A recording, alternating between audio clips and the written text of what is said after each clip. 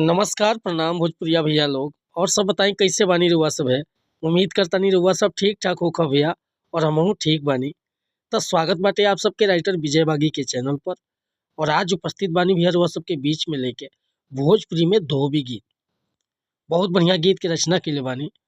और दिल से बताओ तनी भैया कि अगर झलकुट्टन म्यूजिक बनवा के बढ़िया से गायकी कर देतानी तो गाना एकदम बच जाई भैया।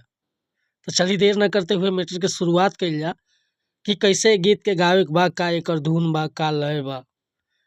लेकिन वीडियो स्टार्ट करे से पहले भैया एगो बात बतावल चाहब। रउआ अगर नया सिंगर बानी आ सिंगिंग में इंटरेस्ट बा, अच्छा मैटर के तलाश में भटकतानी, बढ़िया गीत नइखे मिलत, सही तुकबंदी नइखे मिलत, या मन पसंद के मीटर नइखे मिलत, तो भैया अगर हमरा चैनल पर आ गइल बानी तो सबसे पहले चैनल के सब्सक्राइब कर ली, बेल आइकन प्रेस कर ली।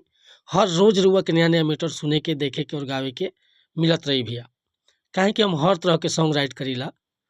Sad song, love song, orchestra song, romantic song, धोबी गीत, पूर्वी गीत, निर्गुण गीत। आता है सीजनली कोनो प्रकार के मैटर हुआ लिखवाओ होखे, बेहिचक रुआ कॉल कर सकीले या व्हाट्सअप कर सकीले।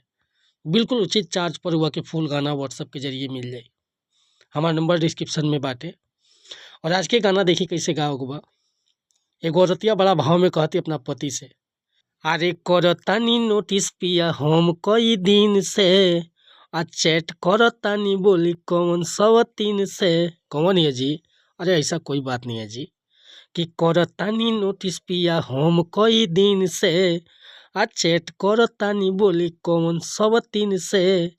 अपना मेहर के इग्नोर करिले, असुती रात भर न जगले ही भोर करिले। पिया अपना मेहर के इग्नोर करिले, असुती रात भर न जगले ही भोर करिले। करतानी नोटिस पिया हम कई दिन से, हम कई दिन से हो, हम कई दिन से। आ चैट करतानी बोली कौन सवतीन से, कौन सवतीन से हो, कौन सवतीन से। अपना मेहर के इग्नोर करिले, असुती रात भर न जगले ही भोर करिले। तो भैया ये मुखड़ा लेके उपस्थित रहनी है रुआ सबके बीच में। और उम्मीद करता नहीं मुखड़ा रुआ सबन के पसंद आयल होई। अगर ये मुखड़ा पसंद बा, फुल गीत लिखवावे के चाहता नहीं, तो बेहिचक हमरा व्हाट्सअप नंबर पर संपर्क कर सकीले। व्हाट्सअप के नंबर बा 8874473128। कोनो प्रकार के गाना लिखवाओ होखे, चाहे नया म्यूजिक बनवाओ होखे, बेहिचक रुआ कॉल कर सकीले। मिला तनी फिर से अगला वीडियो में। अगर वीडियो पसंद आए तो एगो लाइक करब, कमेंट करब।